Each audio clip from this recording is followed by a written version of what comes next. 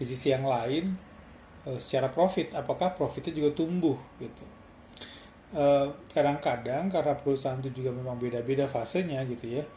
Biasanya ketika fasenya fase tumbuh atau grow, maka profitnya itu bisa dibilang minimalis gitu. Secara sengaja dibuat minimalis karena memang tujuannya adalah memboost grow-nya gitu ya, sehingga semua profitnya itu diinvest ulang lagi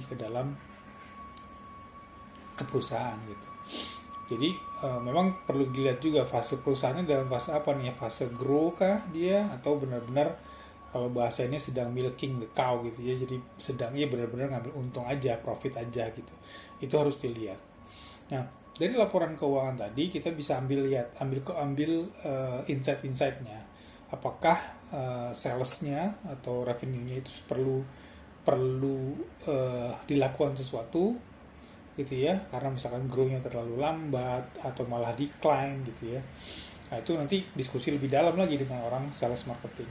Nah, kalau dari sisi profit, kalau memang ekspektasinya adalah profitnya meningkat, maka pertanyaan selanjutnya adalah HPP-nya, cost to produce-nya seberapa besar, gitu. Komponennya apa aja di sana. Nah, kita lihat ya, jadi kita detilkan lah di sana gitu. Nanti output dari mendetilkan itu kita akan lihat seberapa margin yang diambil itu seberapa besar dari relatif terhadap uh, cost-nya gitu. Apakah marginnya terlalu rendah atau cost-nya yang terlalu tinggi gitu ya. Kalau cost-nya terlalu tinggi, apa yang bisa dilakukan? Apakah di situ bisa negosiasi dengan suppliernya misalkan gitu ya, atau atau ada yang boros kita pakai misalkan mungkin secara labor kita boros gitu ya, kita tidak monitor secara baik productivity-nya gitu ya.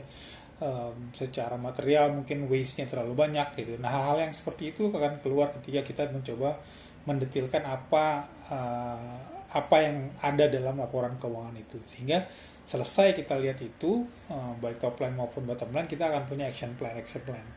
Nah, disitulah kemudian kita bisa jadi tahu apa yang bisa dilakukan untuk memperbaiki perusahaan ini.